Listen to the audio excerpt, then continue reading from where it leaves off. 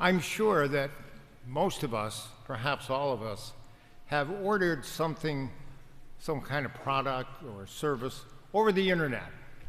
And I'm not going to mention any of the purveyors of the goods of the internet, but we've probably all been there.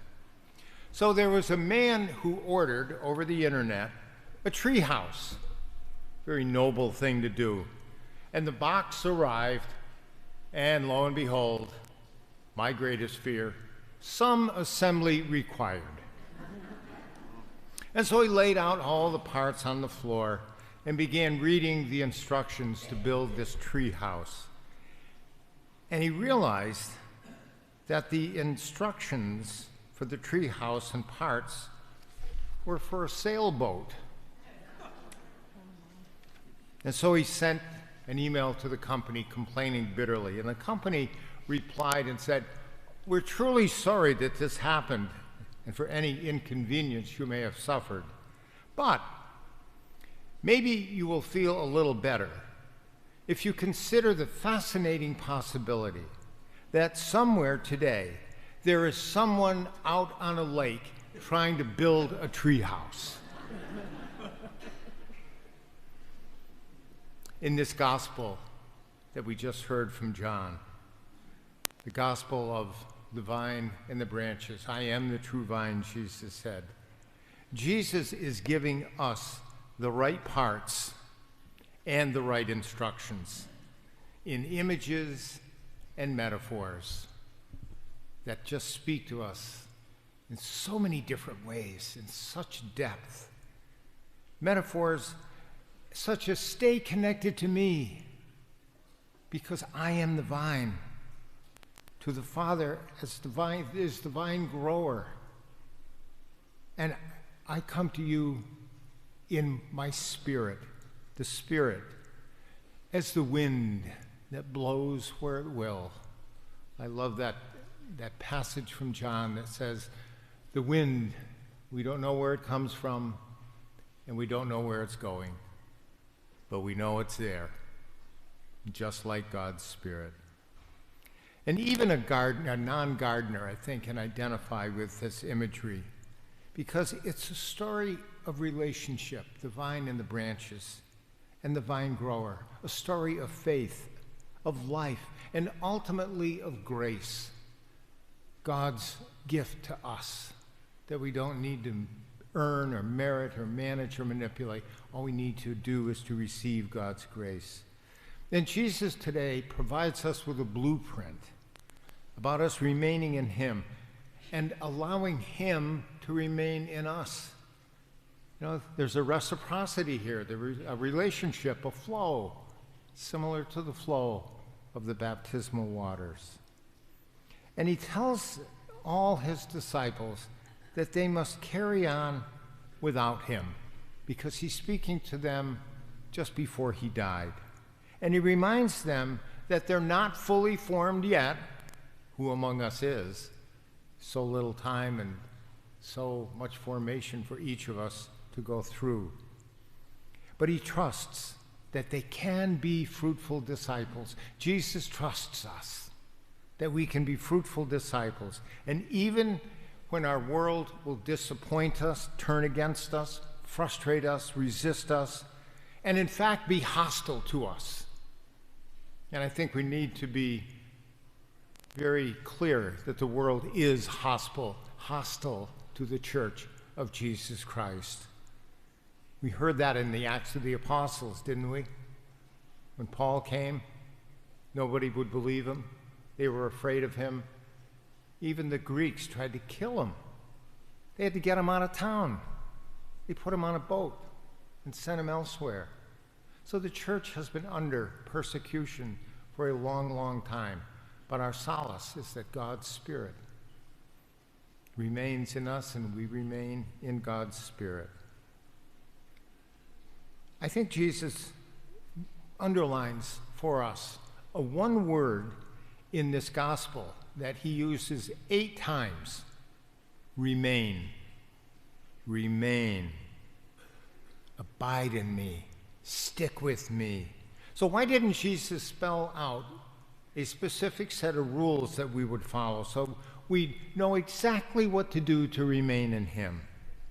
Why didn't he give us a precise and exhaustive list that we could carry in our pockets and just go through and checking off all of these items on the checklist? I wonder why. Could it be that we'd make it into a head trip, an intellectual exercise, merely a list to check off all of the things and not remain in him at all, but just go through the motions?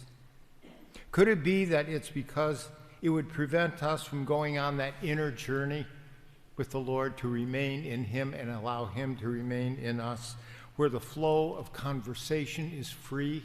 Isn't that a wonderful thing about prayer? Is that we can speak anytime we want. St. Augustine said about prayer, the wonderful thing about prayer is that we can speak with God anytime we want. We can listen to what God has to say. The conversation can be free. The river of grace is unimpeded. How wonderful is that? Where our relationship with the Lord just deepens and common union becomes even more intimate. There was a 5-year-old boy who fell out of bed one night, and his cry awakened the entire household. We've probably all been there at one point or another. And his mother came running into the room and tried to rescue him and said, "Why did you fall out of bed?" And he said, "Well, I guess I went to sleep too close to where I got in." Talk about metaphors. Isn't that true for many of us as Christians? We fall out of relationship with the Lord because we never went any further into our relationship than where we originally got in many, many years ago. Perhaps we, as the branches, need to be more open. Perhaps we need to be more open to that life-giving grace of the Lord, symbolized in the waters of baptism. Just listen to it, the flow of grace. Free and unmerited.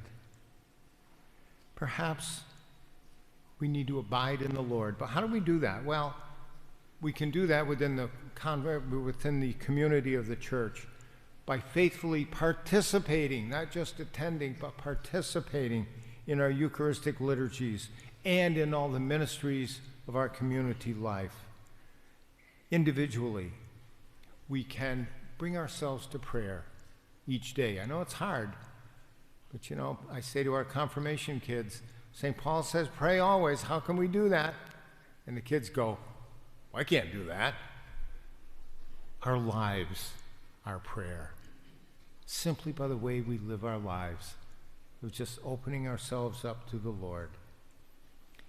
Remaining in the Lord is not a status. It's not something we attained. It's not earned or achieved or merited. It's not routine. But remaining in the Lord is full of surprises. Have you ever been surprised by the Lord? Really?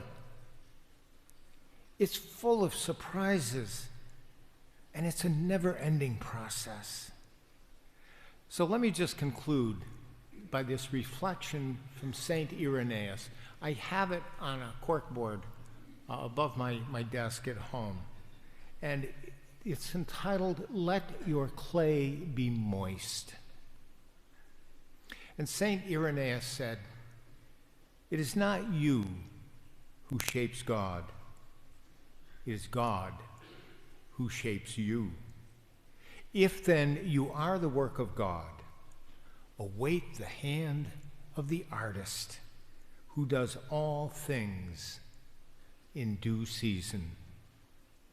Offer your heart soft and tractable, and keep the form in which the artist has fashioned you.